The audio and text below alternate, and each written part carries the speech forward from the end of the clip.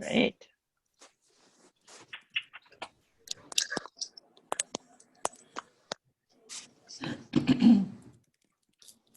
Hi, Mindy.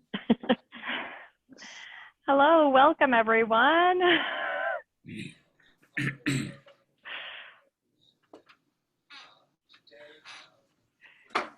Thank you all for your patience as we get set up with the technology here. If you are able to, in the group chat, just give an introduction and note where you're from here in the city. And if you're representing an organization, you can go ahead and add that. And then we'll just ask for folks to go ahead and mute themselves because there are a lot of us and background conversations, so adorable, can be distracting. So thank you all for joining us. I am Commissioner Pradham. I represent District 1, which is the many of the northern Ramsey County suburbs. So all are part of Spring Lake Park and Blaine, the portions that are in Ramsey County, Arden Hills, Shoreview, North Oaks, Gem Lake, Vadnais Heights, White Bear Township.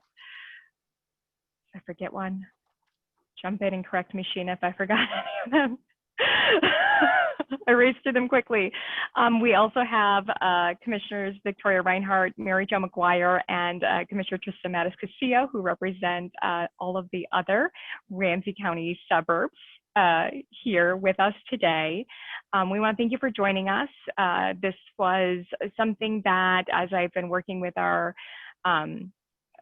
economic development team, something that I thought was really important as I spent a lot of time talking with folks over the last year about affordable housing. What does that mean? There were so many misconceptions about it. And as someone, this is something that's really personal to me because housing affordability is really my family's story and my story growing up in the Ramsey County suburbs, moving from my parents' divorce when I was very young, getting out of some unsafe living conditions in the city and moving to cramped but safe conditions in the Ramsey County suburbs was how my family got their start and what I really thought was a big factor in my success and the success of my siblings. So whether it was the 6 members with my dad and my stepmom and my 2 brothers and sisters, a sister living in a 2-bedroom apartment in White Bear Lake, or all of us in a small bungalow, 6 of us in a 3-bedroom bungalow in New Brighton, being able to access the safe communities and parks in the Ramsey County suburbs and the excellent schools in the Mounds View School District for me and the White Bear Lake schools for my brothers made a huge difference in the successful outcomes for my family. And so affordable housing and making sure families can access that safe, stable housing is what I view as the centerpiece of my family's success and something that I really want for every family. So that's why talking about affordable housing in the suburbs is a really critical thing for me and someone who has focused my career on the success for young children. So I want to thank our Ramsey County staff and Center for Economic Inclusion and MZ Solutions. Did I get that right, Maria? But I'm looking at you. It's close. I got it close. I'm so sorry. I'm gonna look at the notes. But we are super excited to have everyone here today. I'm gonna let them launch into our presentation. And I think throughout we'll have opportunities for the other commissioners to jump in and speak, and we will have an opportunity for you all to ask your questions. So the chat feature is here. We're going to be monitoring it as your questions come up.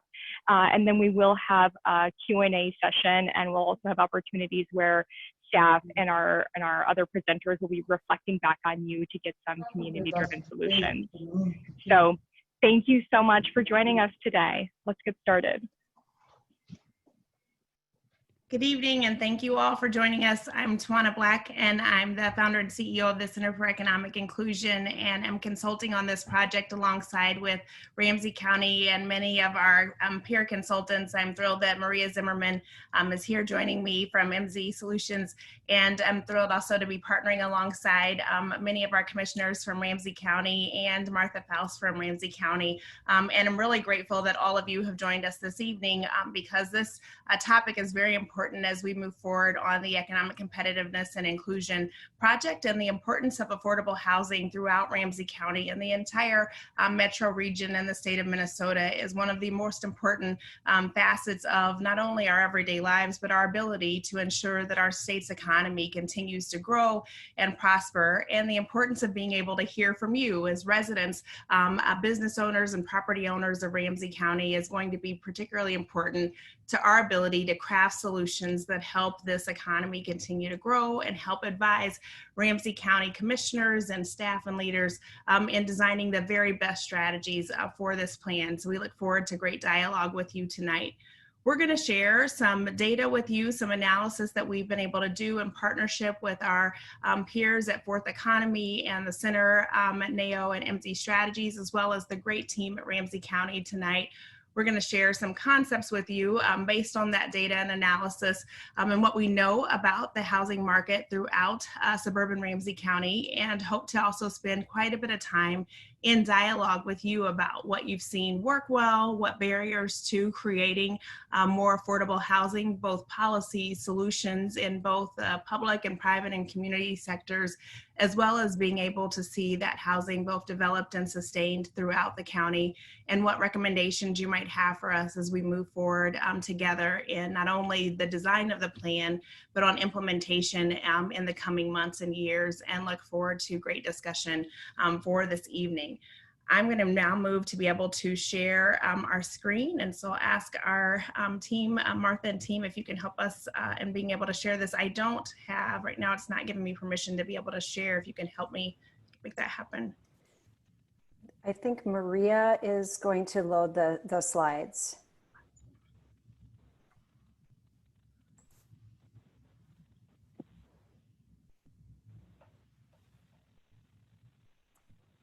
Let me know, Maria, if you need assistance. I can do the same.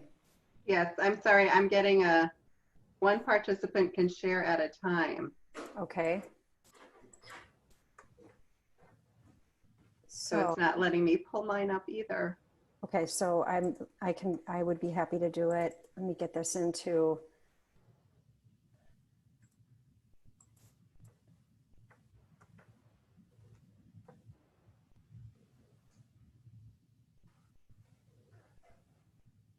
Awesome. Thanks so much, Martha. I'll begin just a little bit of discussion and maybe walk through what our agenda will be like tonight for you all. Thanks so much. If you could go to our next slide. We're going to walk through tonight just a little bit on why we've decided to talk a little bit about affordable housing with you. We'll talk a little bit about what our housing trends look like in Ramsey County. We'll discuss some of the housing barriers to being able to both grow and expand affordable housing, and then move into our discussion. We want to continue to remind you as you come onto the call to share who you are in the chat, and then later we'll also encourage you to continue sharing comments and questions. And as Maria and I trade off through this, we'll also be able to answer questions that might pop up in the chat as well. Next slide, please. So as we look at this analysis, we want to start by considering what the need for affordable housing looks like within Ramsey County. Next slide, please. First, this analysis as we think about why we are even considering Ramsey County.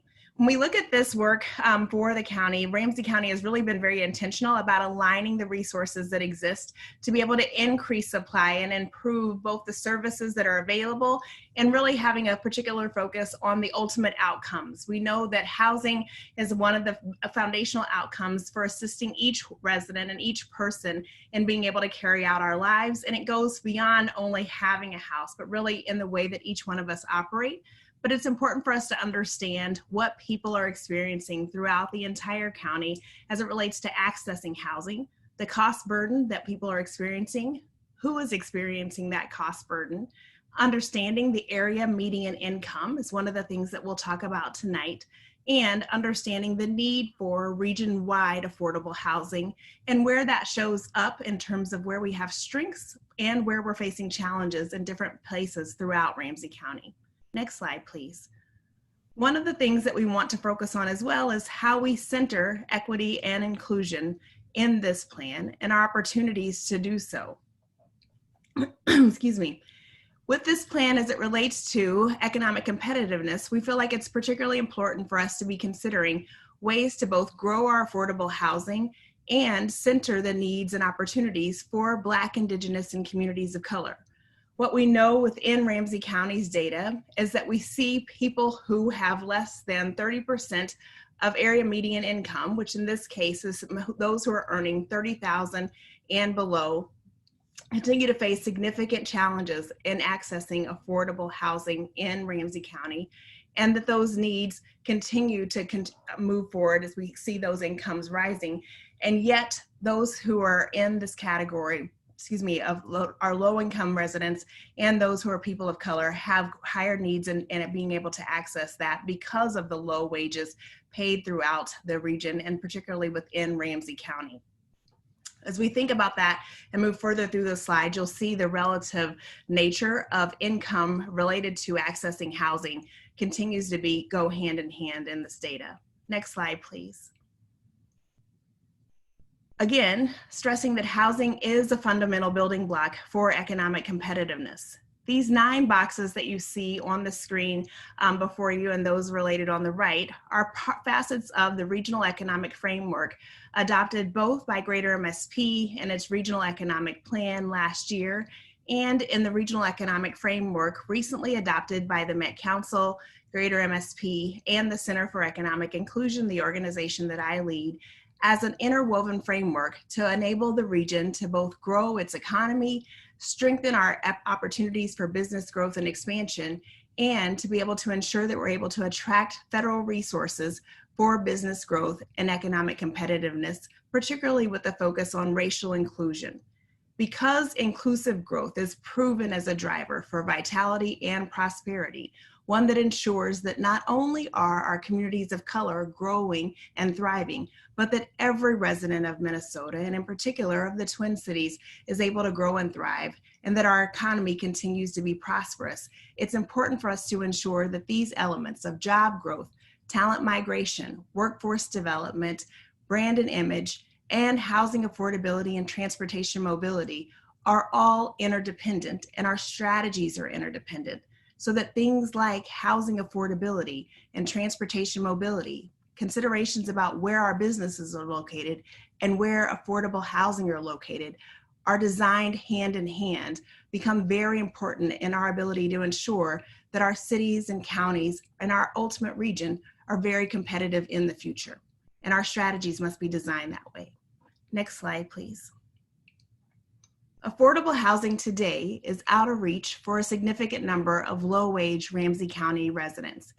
As you can see on this slide, we've begun analyzing who is actually struggling to be able to afford the housing that both exists today and housing that is being developed within the county, and then begun to analyze which job classifications pay the types of wages that would enable those residents to be able to access these jobs. This relates to the data we just talked about and the need for, again, those strategies to relate one to another. Thinking about how we move individuals who today are not making wages that allow them to access affordable housing into jobs that would allow them to begin to reach those places requires very intentional outreach. More than that, requires intentional strategies, but requires us to also understand where those jobs are located, who's paying those jobs, and whether or not employers are conscious of strategies that would enable them to target those employees who today are not able to access and afford affordable housing. And it requires us to ensure that our business attraction and retention strategies are connected to our efforts for locating affordable housing. I'll give you a moment to be able to see that slide. Next slide, please. We also want to be sure that we're thinking about who is impacted in our communities. Often when we use the words affordable housing, low-income housing, naturally affordable naturally occurring affordable housing, we have images of people who look different than us. But do we understand who is impacted?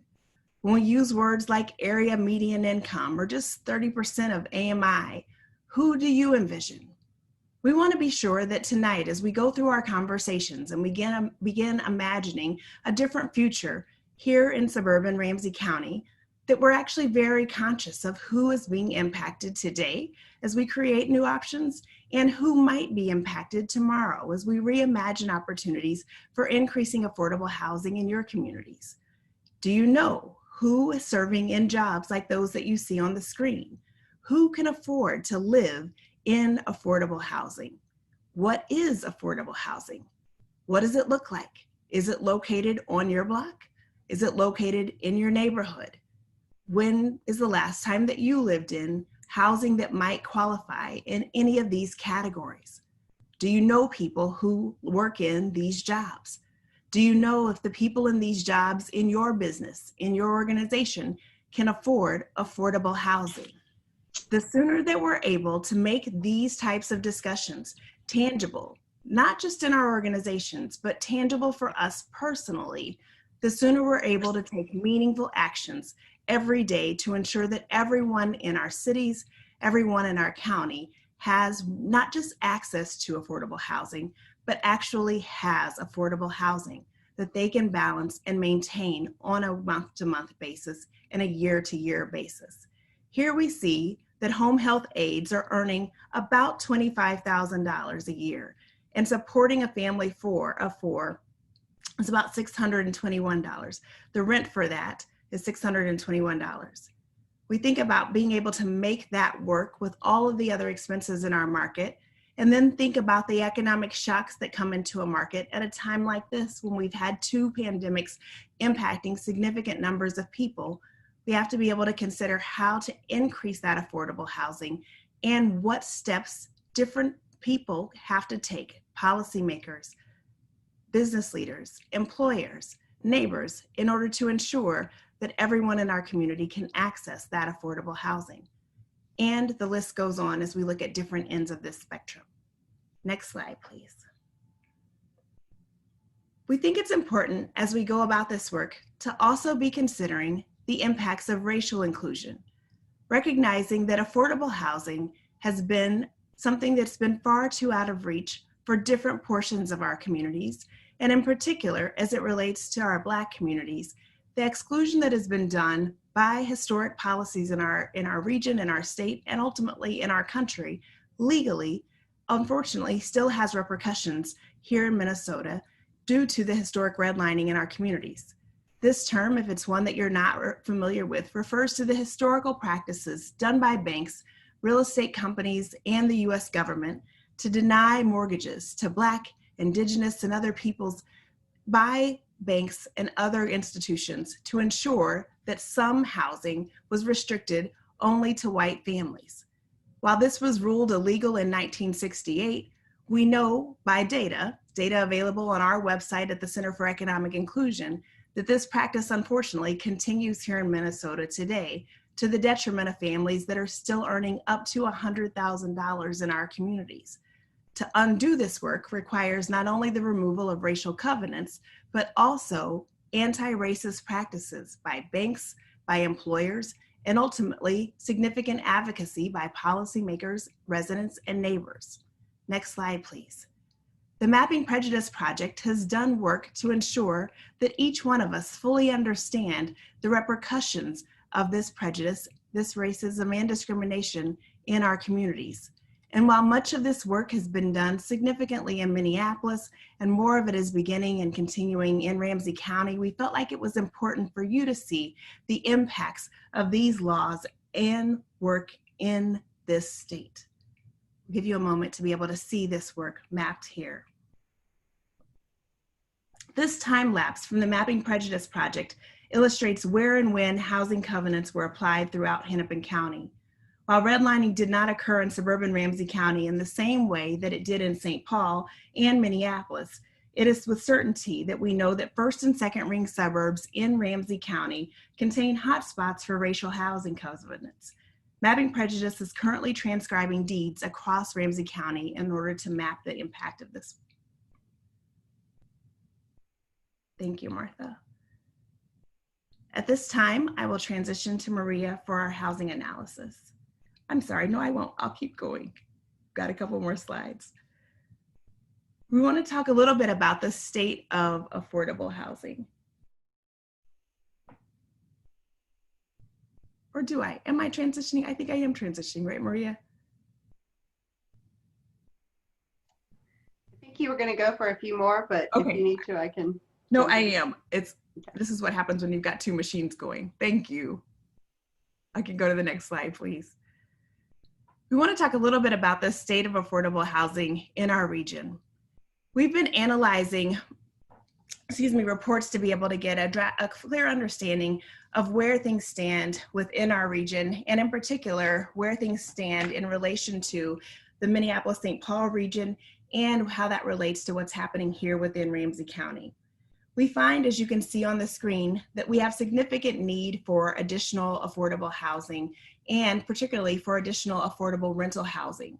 We know that rents are rising and less affordable for Black, Indigenous, and communities of color, that our vacancy rates are declining, and we're not keeping up with the demand and the need within the region.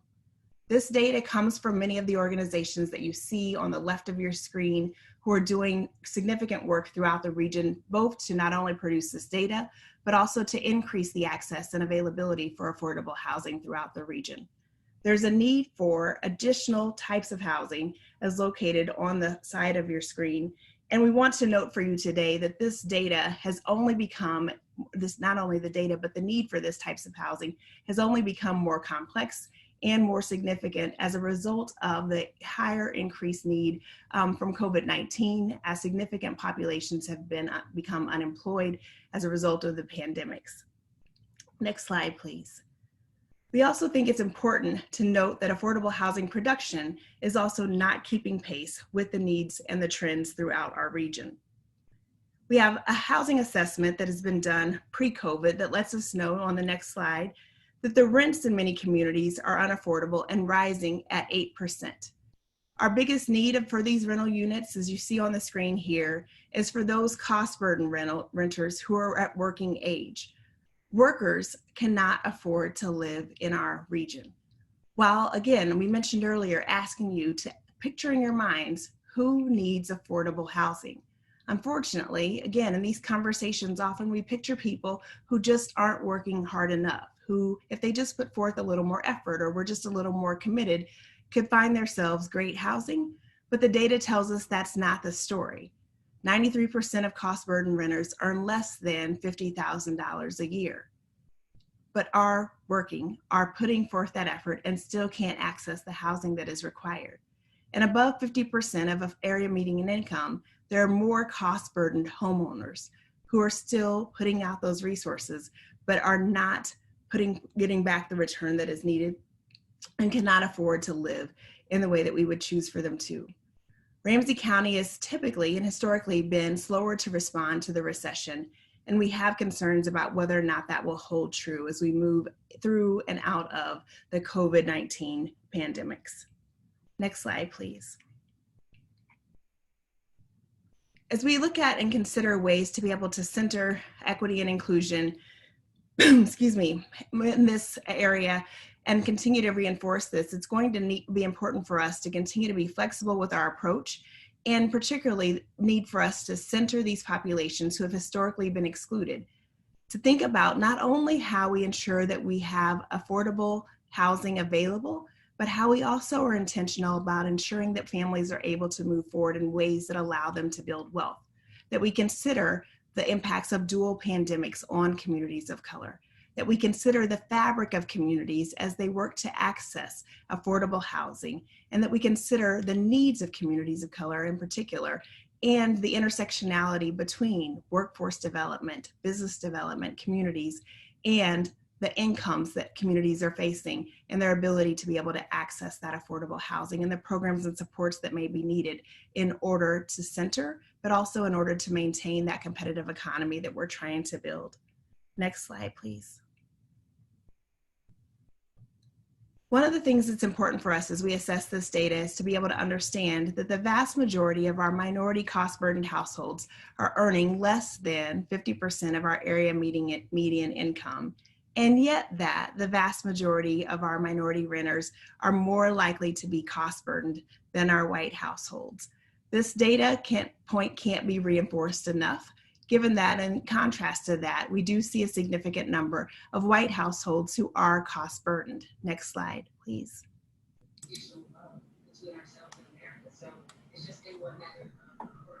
The area median income now that you're able to examine by households gives us an opportunity to be able to understand this. Most of the renters here who are facing this cost burden are earning less than 50% of our area median income. Less than 50% of our area median income. These are our lowest wage earners who are putting forth the vast majority of their income in order to sustain affordable housing, to secure that housing and maintain it. And yet we know that we have a growing problem and challenge with workers being able to sustain and attract that housing to begin with. We have this challenge facing us significantly. Forgive me for the barrier. I recognize we've got chat questions coming in. I want to be sure that this isn't a place where we might not want to be able to have the conversation. So flag me, team, if we should pause to be able to have that.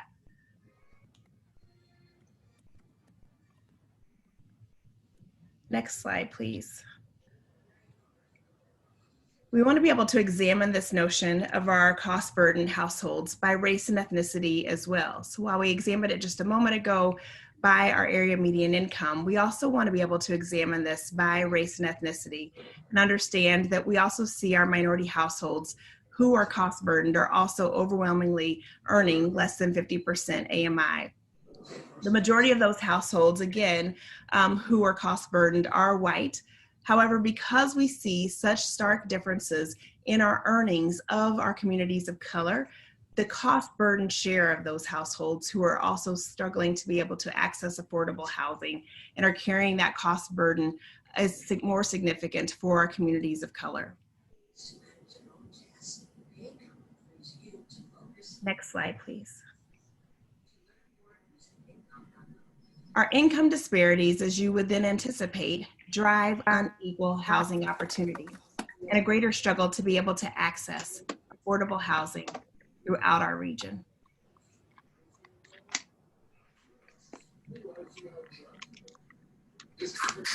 Next slide, please. At this time, I will actually transition over to my colleague, Maria Zimmerman. Great, thank you, Tawana. So I will quickly talk through some of the slides where we moved from the regional analysis and the Ramsey County kind of county-wide discussion that we've just heard around what is that need for housing that really is affordable for those households that are earning below $50,000 and who are those households, what does it look like, to looking a little bit more specifically at how that breaks out across different suburban jurisdictions within the county. So Martha, we can move to the next slide. And again, to mention, our team that has been working to pull together this analysis has been looking both at census data, at information that the Metropolitan Council has pulled together, that the Minnesota Housing Partnership, Cura, and lots of other folks that have been doing quite a bit of work, as you may be well aware of, across the state of Minnesota to really look at the growing statewide housing needs for affordable housing have identified. And so we've been pulling from that. And obviously there was a huge shock to the system that has happened here in 2020 as COVID has really impacted economic opportunity and also what's happening in the housing market. And I think it will be quite a while before we have the full scope of what these shifts might mean. And so we're really trying to get our hands around some different scenarios of what those might look like. But we know that before February of 2020, across the county, we saw over the last few years that rents have been steadily increasing. In the last year, in 2019, we saw that they were on average increasing by 8 to 10% for those who were renting. Home values had not been historically increasing at quite that same rate, but last year, again, we saw a real uptick across the county of those home values increasing by about 8%. Again, we know with COVID from some of the real-time tracking that the Federal Reserve and the Met Council have been doing, that unemployment, to just kind of put this in perspective, unemployment within the region has increased to 9%, where last year it was about 3% as a result of the COVID impacts. We have seen housing home purchases have actually been holding steady.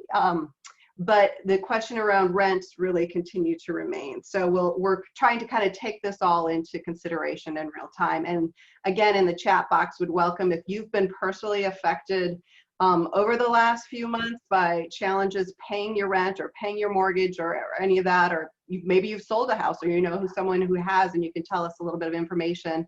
We'd love to capture those stories in the chat. So we'll go to the next slide, please, Martha. So as we look across the county and we look at different jurisdictions, we can see that while it's about an average 8% increase across the county, in some communities, we've seen that the increase has been below 7.5%. Roseville, White Bear, Arden Hills, North St. Paul, and Mounds View. Whereas in others, we've seen home values increase over 10%. I think what's interesting as well in thinking about this is both the size of homes, quality of homes, age of homes, all this plays into consideration. We also know from some national research out of the Brookings Institution that homes, the same home in a community that's majority community of color often are undervalued compared to that same home in another community that is majority white community. And so sort of trying to unpack some of these things.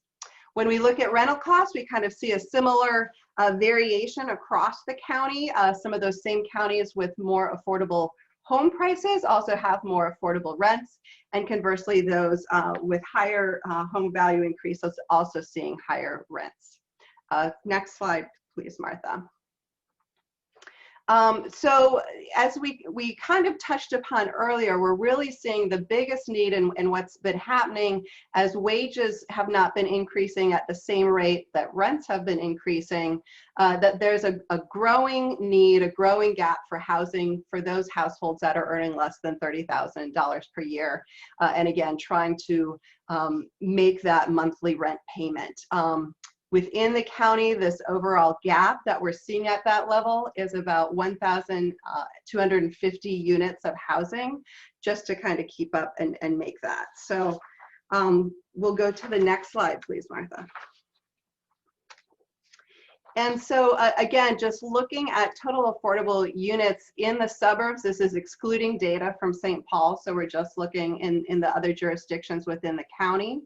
And you can see the breakout here of affordable owner units and the affordable renter units and how that varies depending on how much you're earning. So what we've also seen during this time period is that there has been a loss overall of about 1,500 units as the county has been losing about 1,900 affordable units, homeowner units each year. And adding 400 affordable rental units. So it may be that some of those single family homes are now being rented out. It may be some of those are being flipped and gentrified and the price is increasing. But again, we have this gap of about 1,500 units that would be affordable to households at 50% or below area median income. Next slide.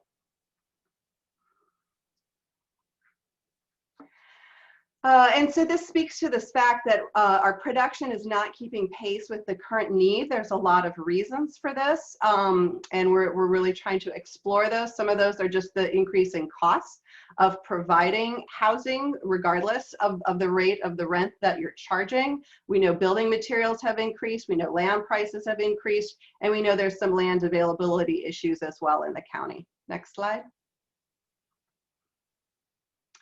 So the Metropolitan Council, they look region-wide in their housing plan that's part of the Thrive MSP 2040 plan, and they project that Ramsey County suburban population will grow by a little under 6,000 people, and the affordable housing need will grow by 1,800 between 2021 and 2023. And so they've allocated that demand across the different jurisdictions. And you can see here in this slide, the green is showing the projected population growth within the different jurisdictions, and then the projected need for affordable housing units. And so you can see, not surprisingly, places like Maplewood, Arden Hills, White Bear Lake, New Brighton, where we're projecting population growth, we're going to see the need to have more affordable housing units there as well. Next slide. And then when we really look at this and we break it out by income levels, as we've been talking about for the last few minutes, again, we also see that given the economic diversity of our community, of who lives here, the types of jobs that we have, the type of households that we have, we also need to see that diversity in our housing supply. And so, again, looking at that across the different jurisdictions, you can see the green is for, again, the low income households earning less than $30,000 a year for a household of 4. The purple is those making under 50,000, and then the yellow is those making under 80,000, again, for a household of 4 people. Next slide, please.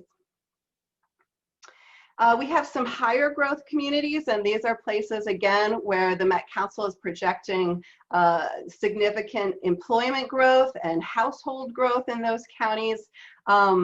Because of that employment growth in particular, we anticipate that there's going to be greater needs for housing and also for infrastructure to support that housing and to support those jobs, and how we think about things like transit and other infrastructure investments. These communities also will have higher housing costs that may make them less affordable. And we know St. Paul itself is projected to add almost 1,300 households and almost 1,900 jobs during this same time period. Next slide, please.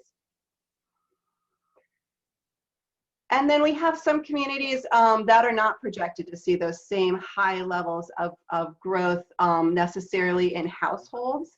But when we look at this slide, we can see, wow, really some incredible economic growth that's projected for some of our communities. White Bear Township, Balkan Heights, Mounds View. And so again, there's going to be a real need for thinking about housing opportunities in these places, and also thinking about some of that infrastructure to support that employment growth. Many of these communities may have lower household costs because they don't have quite some of the pressure. Some of them, the reverse will be true.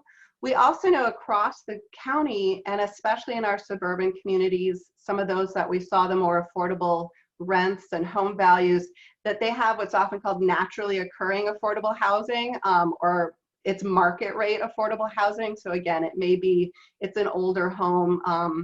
It may be that it's a landlord who's charging a real affordable rent. Whatever the reason may be, there's going to be a real need to preserve those types of housing units. Next slide. And then we know that in Ramsey County, it's actually one of the most dense counties in the United States, and by population density, not intellectual density. And we also know that there's not a lot of vacant land that's really out there and ripe for redevelopment. And so this slide is really kind of showing, what you see here is, again, by different jurisdictions, those that have vacant or unknown land use potential and properties, and really thinking about how we might be able to utilize that. We also see in green, a lot of our land uses are residential, so single family homes, residential homes. So how do we really get smart and strategic about thinking about where those redevelopment opportunities are? Next slide. So what does it all mean? Putting this all together, that was a lot of data that we just quickly ran through in relatively short amount of time, but still allowed us to do that. You know, just again, at what we've kind of been underscoring is that, you know, we really need to make sure that housing that is affordable to all, it's needed in our communities, it's needed in all of our communities, and some to more degree than in others. We know that the pace of housing production is not keeping pace with demand. And I think that's particularly true for housing that is affordable, because, you know, it can cost the same amount in some ways to build a high-end housing unit or a lower-end housing unit, depending on what kind of amenities you put there. But the bricks, the mortar, the steel, the concrete, the labor, those things are really true. And if we can't be charging the higher rents, then we have this gap. And so we need to think about, the market's going to say, I can't make up that gap, so I'm not going to provide that type of housing. So we get this ever-growing housing gap and housing need. So because if we have a growing percentage of our population, especially our population working in a lot of these essential healthcare, service-type industries, different occupations across the region, if they can't find affordable housing in the county, they're going to be looking elsewhere, and that's going to have an impact on our economic health and competitiveness. So with all of these different factors, this is really what's been motivating the economic competitiveness and inclusion plan that we are working with the county on, and we'll be working with over the rest of this year. Next slide, please, Martha. And we have some questions for you, and I'll also put into the chat box. Through the economic and inclusion plan, we've been doing a number of different ways to engage and outreach with communities. We have a survey on the website where we're asking people to share input. We have some sessions coming up next week where we're going to be digging a lot more deeply into potential solutions.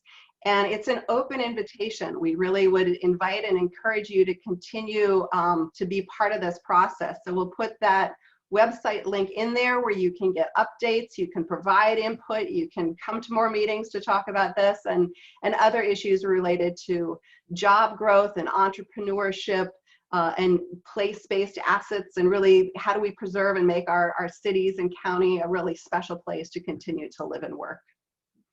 So I will pause here if there are questions or there are other comments that folks want to make, or Tawana, if you want to lead us through the discussion. Well, first, why don't we find out if there are questions that you all have for any of the data that we've reviewed, and then we'll get into these two discussion questions.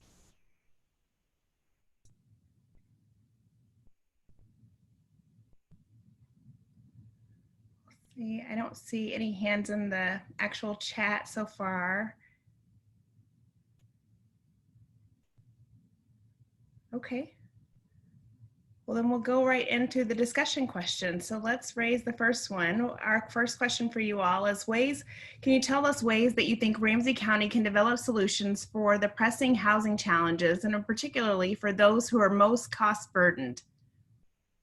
And feel free to either speak right up or to use the hand raise sign on your screens, and we'll watch that on the sides as well and call on names. And if you don't know how to use the hand raised chat, if you click at the bottom of your screen where it says participants, and that should pull up the list of everyone who's on the meeting, and you can just raise your hand that way. Or if you have the little pictures on your screen, there should be 3 little dots. And if you click on those 3 little dots in the blue box, that will also let you raise your hand.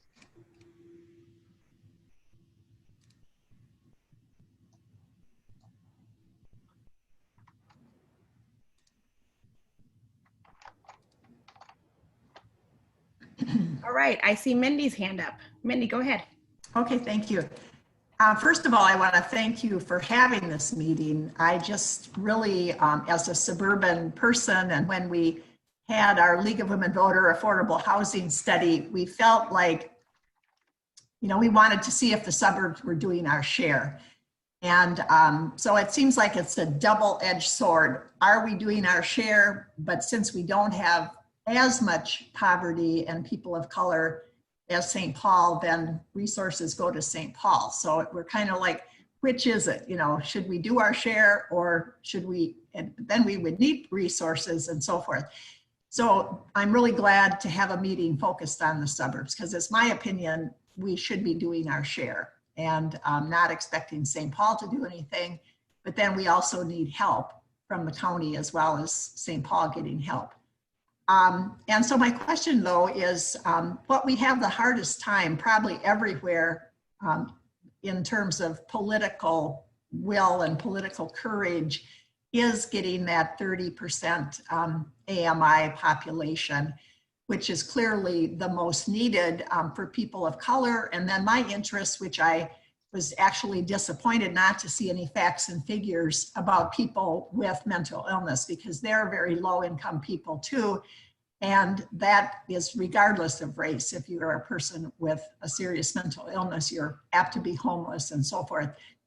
But what can the counties do? And some counties, we learned in our study, actually provide affordable housing, get involved in, helping maybe with partnerships to actually field some. And I wonder if Ramsey County has ever had any of those discussions. I'm really pleased you're working with CURA.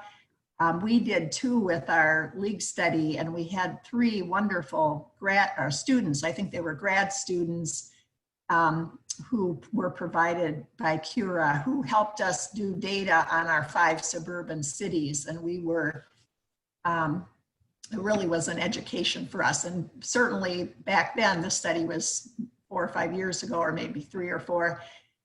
The 30% AMI was the biggest. That was one of our top recommendations too. So is Ramsey County doing anything or entertaining anything? And I would encourage anything to be done to help have a hand in having more affordable housing for the lowest sector. Martha or commissioners, do you want to respond to that particular question? I'd be happy to take a first stab, and then others are welcome to add on. Yes, Mindy, thank you for that great question. And first, just in terms of sort of the capacity of the county, we have really not had a very robust community and economic development function, really a small skeleton staff. Carrie Collins was hired as the director of the Community and Economic Development Department.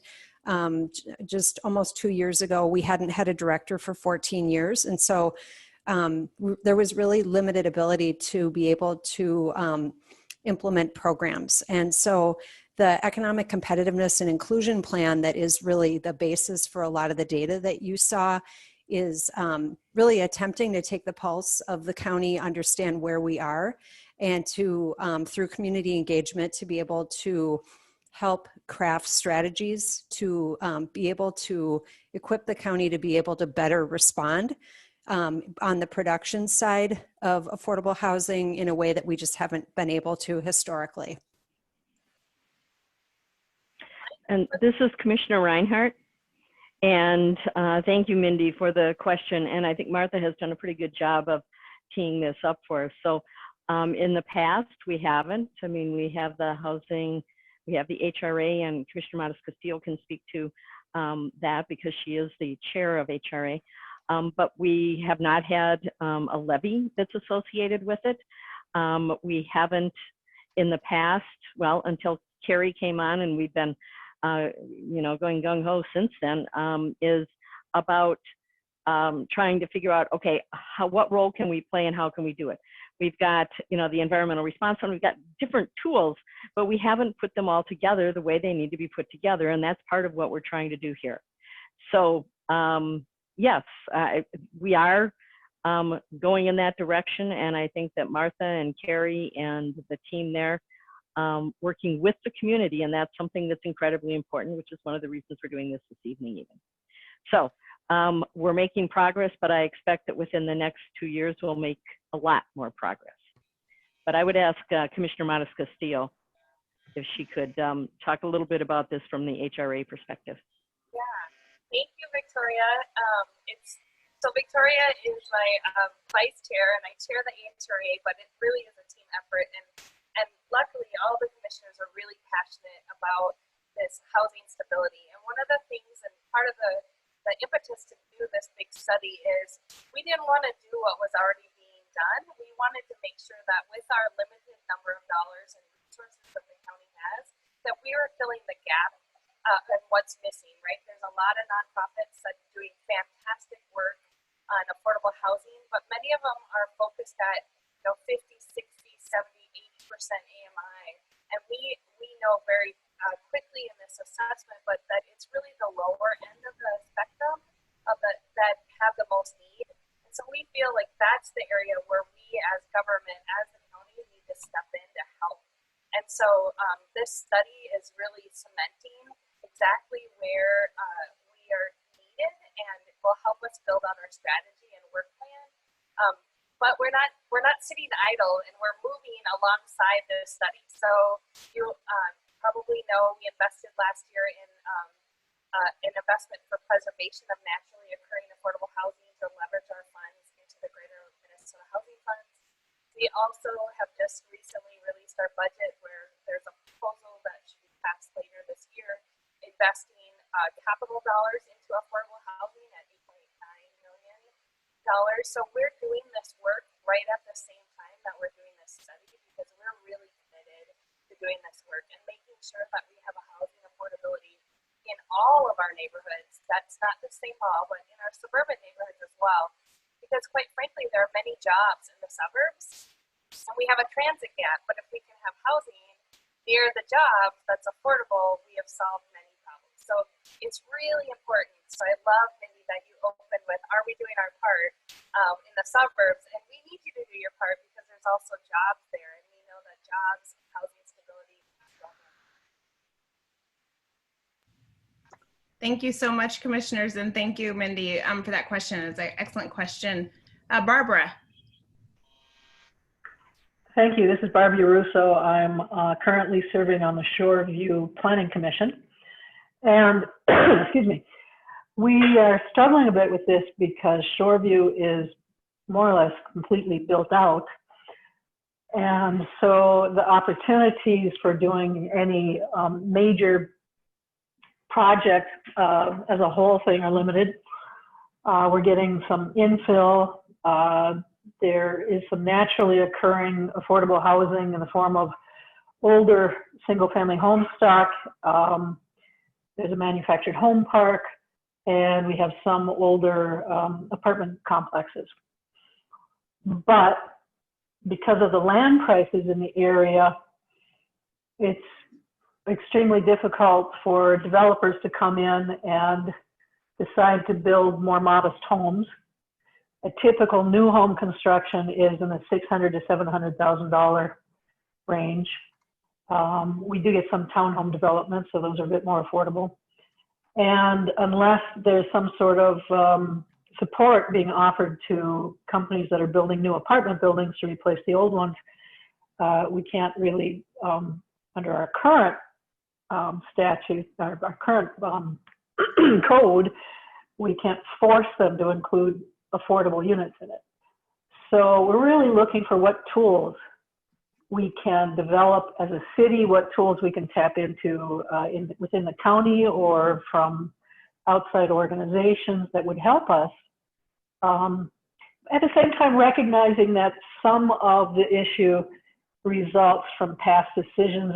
Currently, we have a minimum lot size requirement that perhaps is standing in the way of newer, more affordable construction, which is something we could take a look at. It's not something that is going to change overnight.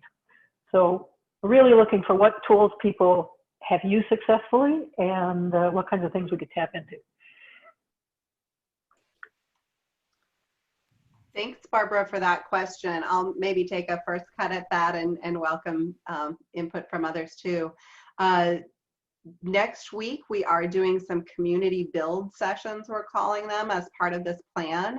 And our focus is really to drill down into thinking about what some of those solutions might be. We've started to give some early thought about those as part of this project, but really want to co-design those with our communities, our suburban partners, and with the City of St. Paul partners as well. So again, I would invite you, if you're up for more, we can let you know about that or how to engage along the way. But we have been thinking about a lot of different potential tools. Some of them can be really, how do we tailor those, again, to where there's the most need for both homeowners and for renters, for homeowners to both be able to stay in their home. We know that there are a number of low-income homeowners and senior homeowners who may have maintenance needs, may need to make some improvements to their homes, weatherization improvements, and it's hard if you don't have the capital around to do that. And so there can be a lot of incentive then to either let the home deteriorate, or you sell the home and then you might be moving into rental housing that might not be as easy to make that work with your limited or fixed income that you might be on. So we're thinking about that. We've been looking at, are there opportunities for the county to provide some financing support? Again, a lot of the existing financing tools for affordable housing that we have in this country, the low-income housing tax credit is the biggest one, and that's really to work with private developers to be providing affordable housing, and that's mostly geared for housing at 80% AMI. So we know it's going to take some additional resources by the state, by the county, by municipalities to support that.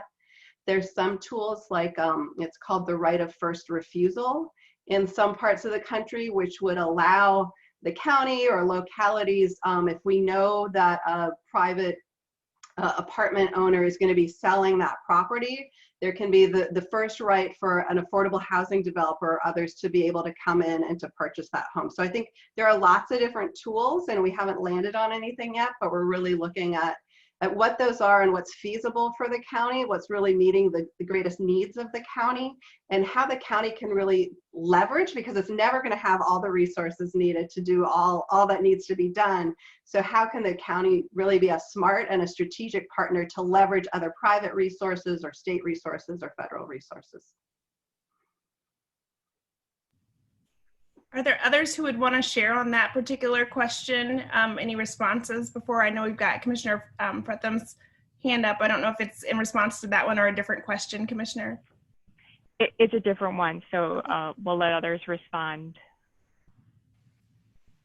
I guess I was just commenting in the chat, but wanted to share, when we talk about the requirements around large lot sizes, or even in some communities, there's a requirement for a minimum of 2-car garages. I would challenge local municipalities to think about those requirements as, what was the intent versus what was the outcome. They're really a version of the modern day red line, right? Because we're requiring so much land, so much cost that we're keeping people out by design.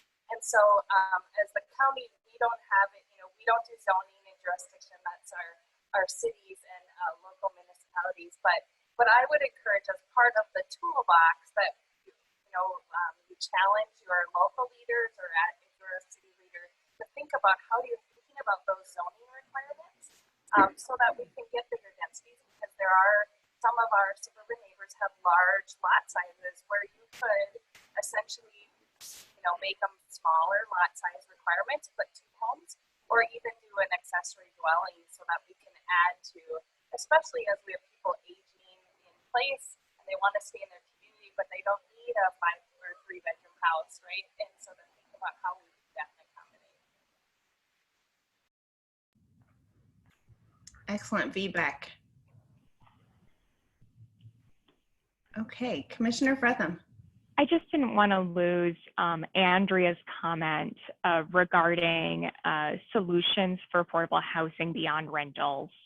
And I wanted to acknowledge that that is absolutely something that we've raised at the county. Martha's probably sick of me asking her about community land trusts and why can't we do more with community land trusts? So I just really wanted to acknowledge that she's absolutely right. There is more than just creating affordable rentals. Path to home ownership and building community wealth is critical in any sort of plan for economic inclusion, especially if you think back to that history of racial inclusion and wealth building in communities, and how can we think about reconciliation and wealth building, and what are those pathways to home ownership, and with those other challenges in building homes, that there are some solutions out there. So that is something, as we build out this community and economic development team and strategy, that is something that we continue to look at, pathways to how we can create ways for people to get into homes and build that wealth and what that might look like. So I want to thank Andrea for raising that and make sure that that comment didn't get lost, and I'll let others comment on that as well. Absolutely. Andrea, would you like to add any to that?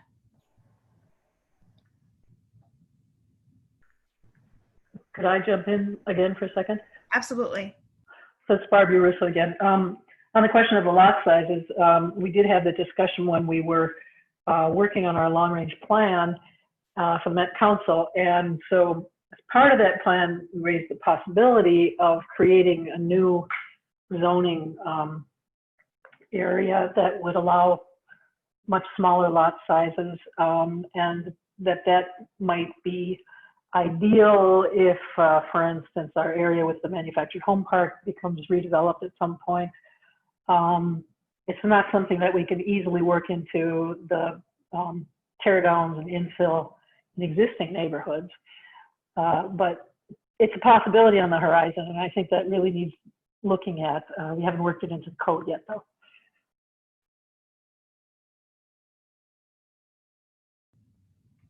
Awesome. Thank you. Any other comments on either one of those points?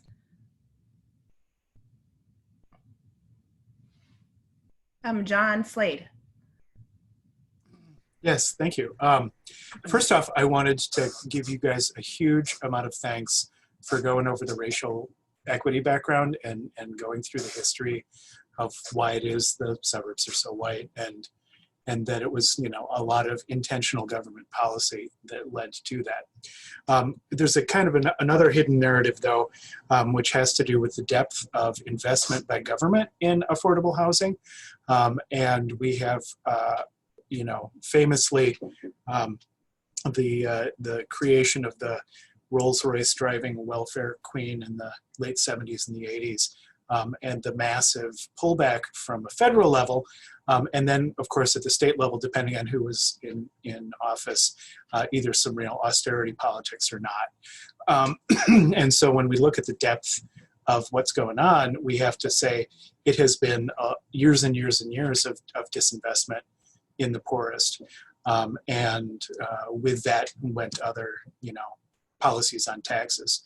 I think that any level of government can take a look at the market and say it's not working for the bottom half, the bottom third, and say there's two ways you can do it. You can either subsidize the market, and in which case finding more money. And in the case of the county, I know that you've been looking at a tax levy. That would be a way to find more money for housing. And the other way is to also look at trying to keep the market from burning out of control at the top end. And so I'm wondering if the county has thought anything about any rent stabilization proposals. And also that could be a case for suburban communities itself, where getting money is a big issue. Are there ways that you can cap the top, the 1970s building that was, 100 or 1,000, 1,200 for a 2-bedroom, and now they want to go up to 2,000 for a 2-bedroom because they've got a marble countertop and a new fridge.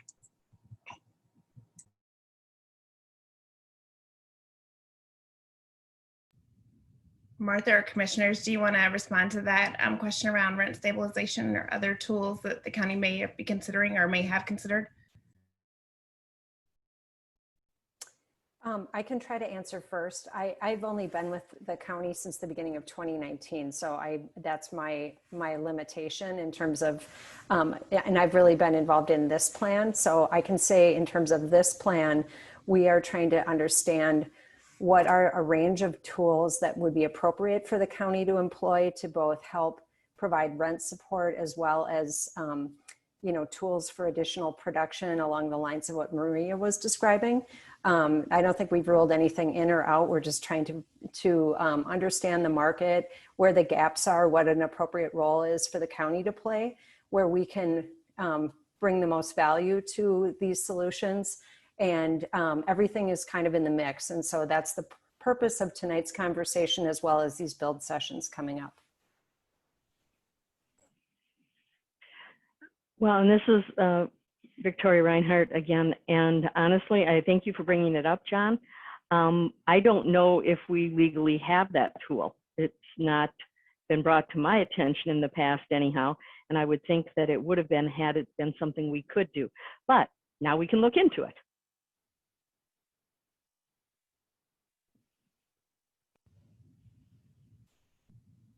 Excellent. Checking to see if we have more hands. Oh yes, Gary. Yes, I don't know where this question fits in the discussion, but I'm wondering if any of our suburbs in Ramsey County work with developers who are building housing, doing housing projects, to give them an incentive to put in affordability in their projects alongside the more market value, higher priced housing, whether it's rental or ownership focused, by not relaxing exactly, but giving incentives for greater density in some portions of the project, smaller lots, not quite the high level of quality inside. Instead of marble countertops, you might have different kind of material, that kind of stuff. Is that going on in our county and some of the suburbs, or it did in Maplewood quite a few years ago now? I worked on that project myself, and I know we didn't get everything we wanted, but we got something, and it was worthwhile. And I don't know if that's still going on or not. Anybody know? You want me to answer that, or Victoria, do you want to? Okay, so yes, it is going on. We try to incentive any developers that we're working with to do affordable housing, to make sure they have units. If it's rentals, if they have units that they're developing for housing affordability, because we know that in mixed income, mixed use properties, it works really well. And so most of that work, though, admittedly comes from the cities themselves, where they have their individual HRAs. So part of this whole conversation is helping us build out, our strategic plan and housing. Right now, Ramsey County has an HRA, but we only have pass-through dollars. So we use our CDBG funds in the suburbs, and then we also have some environmental rehab.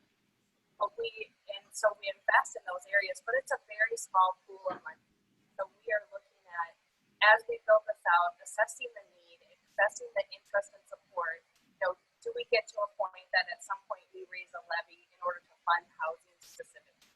And we have not done that historically, but that, where this whole plan is building that case for a need for potentially a levy specifically for housing, because we know the benefit that is.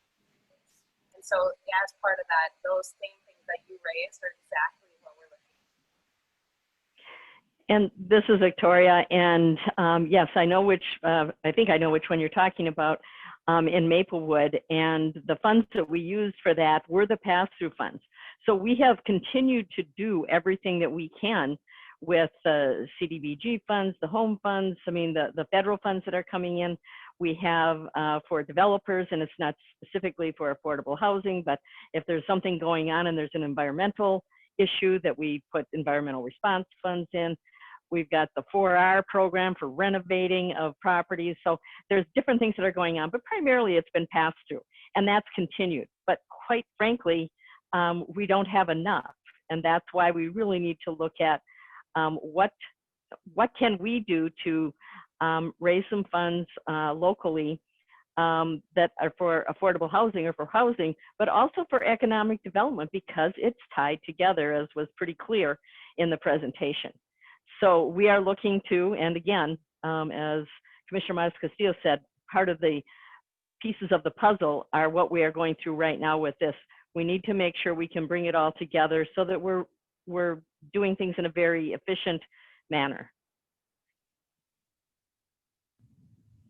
Are there any cities that would respond to that? Are there any city solutions that are similar or comparable to what our commissioners have shared that are trying incentives like that or partnerships with developers to solve for that challenge? Of anyone that's on the phone or on the call?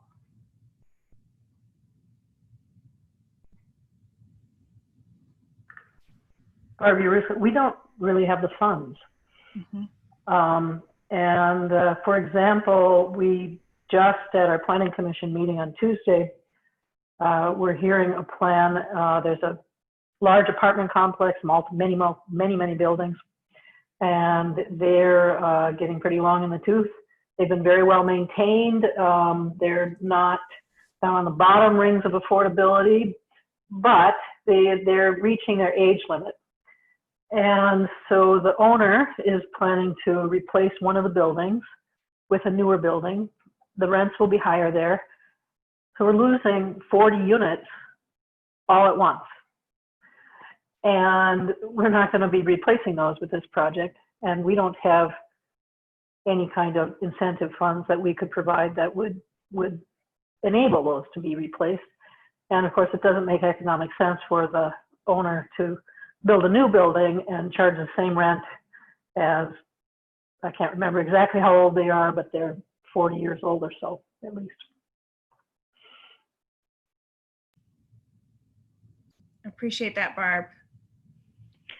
If I could add something here also, because I do know that even though, you know, an economic incentive is probably not available for the cities and the township, but I do know that our cities are working very closely with developers and with Ramsey County to try to figure out what can be done. I mean, that's where the pass-through funds from the federal government come in to make sure that we're trying to get as much done as we can with the current tools that we have. So, but I think it's pretty clear we need to develop more tools. But I know that the cities in my district, Maplewood, White Bear Lake, North St. Paul, and I have one precinct in St. Paul as well, are all working with the developers and zoning and trying to figure out the best ways to move forward. But I think one of the reasons for this also is that we can share ideas and tools, and when you get a better grasp of the issues that led us to this point, it also helps us learn from history so that we can try to correct some things. So I do want to make sure that the cities and the township get the credit that is due as far as trying to do things, but if you don't have the economic incentive, it makes it more difficult. That's for sure. I jump in here, Jason Etten from the Roseville City Council. I know Graham Allen from New Brighton has got his hand up there too, but I appreciate that note, Commissioner Reinhardt. You don't represent us, but I think that's very true for our area. You know, we've used tax increment financing fairly heavily in the last few years as a tool that the cities do use in partnership with the other pass-through pieces that the county is using, as well as partnerships. Maybe 8 years ago, Aon purchased several decrepit buildings near Target on 36 and Snelling, and received tax increment financing from us as well as other dollars. They renovated them all, kept the rents low, and they were all single bedroom, and then built a housing unit for families at the same time. We're trying to partner with them in Southeast Roseville for the same thing, thinking about how we're preserving housing. And then we're looking at doing an inclusive housing ordinance study, kind of see what would that be, and that's where you're embedding affordability into some units as something else is built, and what is it going to cost? And that may be a time for the county to say, okay, you've looked at this, where can we step into that? The county having dollars would be very helpful. We, as our Economic Development Authority, have some dollars for helping renovations of high density, as well as helping with loans for single family, but you never feel like you have enough, especially you redo a multi-unit building and your money disappears instantly. So how we can get more, and part of that's through these partnerships with other organizations, but those are some of the tools that we are using right now or looking forward to. And we're right now being built, or it will be finished in the next year and a half or so. We have over 550 units of senior as well as family affordable units. And so I think that's been effective in moving that forward fairly well. But I would agree that under 50% or certainly at 30% is just not happening right now. It's very rare. Thanks, Jason. That's a great example of the types of partnerships we're looking for in that second question that help us figure out how we can leverage county resources alongside city resources and those private dollars, as well as other types of resources that can come from both cities, counties, and community-based organizations. Graham, I think, had his hand up as well. Yeah, Jason answered kind of, the kind of typical ways that cities, well, first, my name is Graham Allen. I'm a New Brighton City Council member. I think Jason kind of answered the kind of, a lot of the classic ways that cities are able, with limited resources, to be able to, either preserve or generate new housing. I know in New Brighton in the last 2 years, we've taken on a project working with a developer using TIF financing at the 60% area median income tax break for the developer from the state and federal government. That's it. We have about $2.5 million, let's say, in terms of our development authority to be able to kind of, invest in projects, buy land, kind of some of the initial infrastructure that you'd want to do before you actually get the check from the developer, so to speak. But yeah, with, a couple $1 million, we're incredible, we're kind of project by project based too. It took us about 1.5 years, let's say, from the time that we started work on a project, had the agreement with the developer, and then would get the lump sum check of our tax portion and reimbursement for kind of the infrastructure. It takes 1.5 years. So we can only do, a 1.5 years worth of projects at a time with the limited resources that we have. Just a couple other comments. The biggest issue that I imagine will face New Brighton and probably some of the surrounding communities is we're going to lose most of our natural affordable housing. I think everyone had kind of talked about the market has now become interesting to national developers, and so as we've seen in Richfield a couple of years ago, Bloomington, Minneapolis, outside groups coming in, purchasing naturally affordable housing and making it nice, and then charging a lot more. That is, I think, the next front that we are going to face in the suburbs, because it's far cheaper to, if housing is an investment for you, to come in, buy something cheaply, charge more in the flip side than paying for expensive land, potentially having to demolish something and then building new.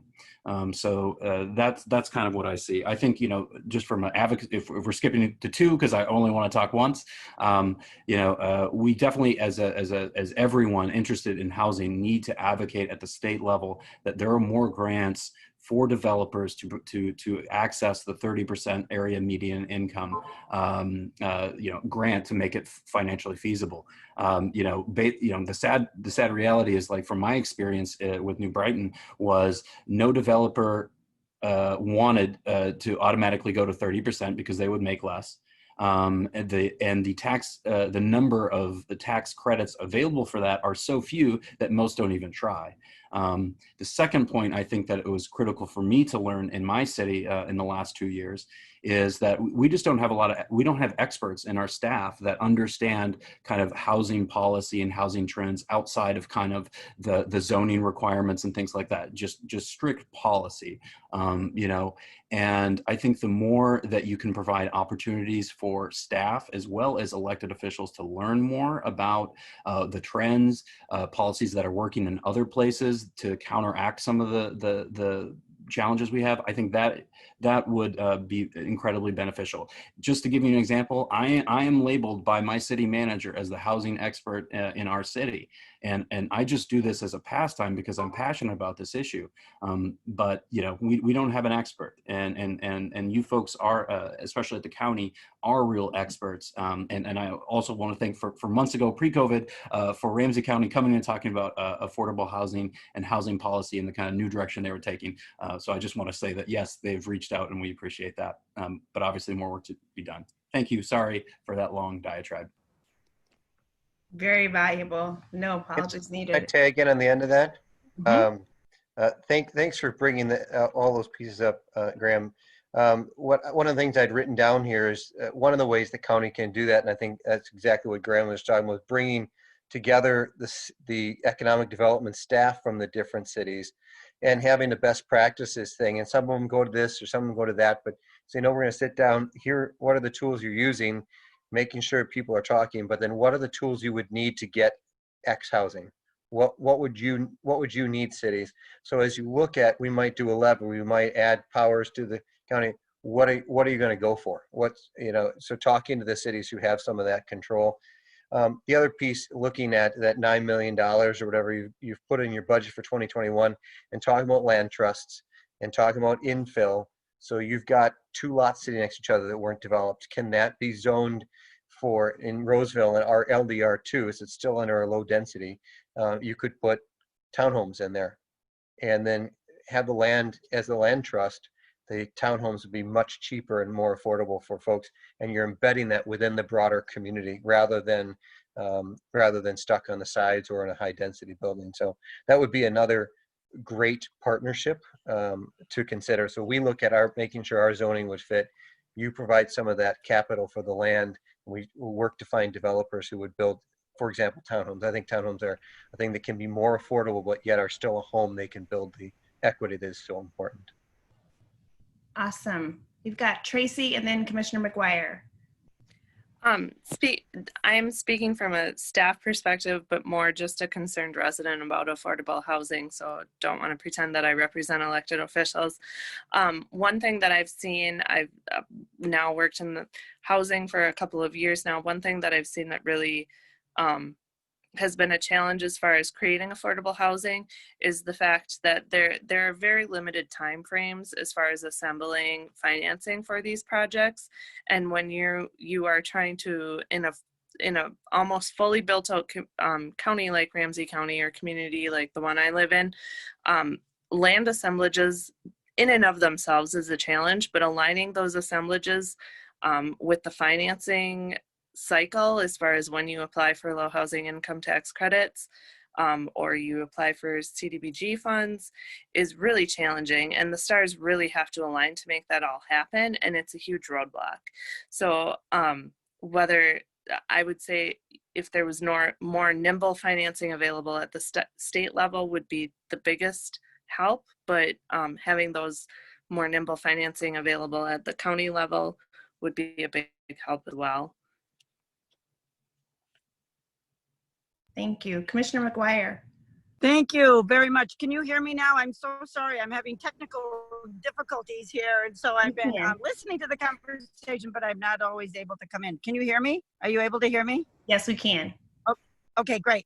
So just wanted to say, and I know we're getting toward the end of this, that I've so appreciated all of this conversation, and I have really want to give kudos to all of our partners at our cities. You know, we have just amazing, New Brighton is doing great work, and Graham, I know you say you're not the expert, but you've been pushing so hard on really great issues, and Jason and Roseville, and I know Mindy Greiling and the League of Women Voters, and Craig Klossing. I don't know if he's had a chance to speak, but he's had a great housing group going. And so we've just had great partners within our cities, and we've got Carrie Collins that came from Roseville now directing our housing and redevelopment department. So we're with Martha and everything. So we are really poised now with all of this great work being done to get the work done in my district. And I know with Nicole and Commissioner Fretham and Commissioner Reinhardt and Commissioner Metis-Castillo, we are, and all of us on the county board, we are very excited about the work that we need to do together here. We really need to keep working on this. So I just wanted to make sure we gave shout outs. And I do want to give a shout out from Representative Alice Hausman, who couldn't be on the call tonight. She wanted to be here, but we know she's a huge advocate for housing as the chair of Housing Committee. And I just wanted to give you her regards, but she is really willing to work with us on everything we need from the state level. So thanks. I just wanted to recognize all the work that's being done, and to just say that we have lots of work to do together. So thank you, all of you, for being here. Thank you so much, Commissioner. We are at about 2 minutes, and so I am going to be sure that if there are any additional comments that our commissioners want to offer, Commissioner Reinhardt, Commissioner Fretham, and others, if there are any, and Commissioner Matas-Castillo, if there are any additional comments that you all want to offer as our host, please feel free to do so now before we give our final wrap up and other ways that our guests can stay involved in this work as our partners. Well, this is Commissioner Reinhardt, and I just want to say thank you. This has been an amazing town hall, and I want to make sure we keep this group together because we need to tackle all of this together, and it's very clear that we've got an enthusiastic group on this call. So thank you so much.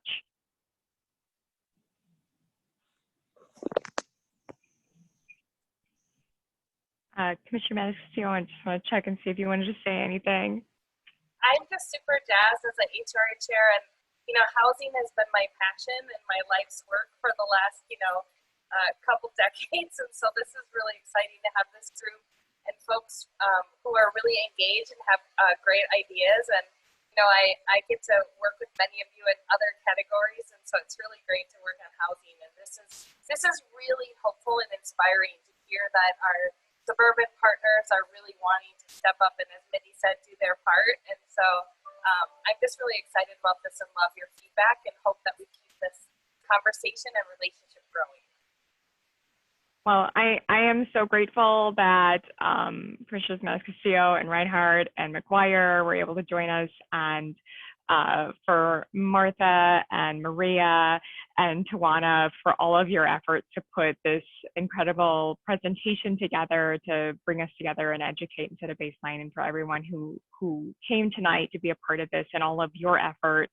I know many of you have been working in this sphere for a long time. This is such critical work, and I think this is really the time to be moving forward on this, that we have some momentum here, and I'm really excited about what the county is doing with our economic inclusion plan and with affordable housing being such a key component of that moving forward. So someone did ask whether the presentation, both the recording of this session and the PowerPoint would be available, and the answer is yes. So we'll be sharing that and getting that out to people. So please feel free to share with others who might be interested. Our city council people, share with your peers.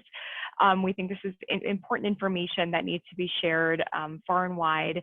I'm so glad you were able to make it tonight. And yes, thank you for your partnership. And please join the partners and the team working to develop the plan and continue sharing your feedback. I'm glad we were able to share those links tonight as well to continue to be a part of that full Ramsey County plan. I'm glad we got to take some time tonight to focus a little bit about what that means here in the suburbs for all of us, and Mindy for calling out that, that kind of place that we sit in that feels a little bit different sometimes, and I'm glad we had that time. So yes, it'll be on the Ramsey County YouTube channel ASAP, and should be found at the same link for night session on ramsey.us. So thank you so much, everyone. This was wonderful. I'm glad we were able to do this, and I really appreciate everyone's time and participation. Thank you so much, Commissioner. A big thank you to all of you, especially to our commissioners for hosting this and organizing it and inviting us to co-partner and facilitating it. All of the feedback that you've given us tonight is going to be extremely helpful in building out this plan, and we look forward to partnering with you again, not only to develop the plan, but more importantly for the implementation. And we will be back in not only sharing the tools from tonight, but also in sharing the results from this and moving forward with you all very soon. Thank you so much. Have a great night, everyone.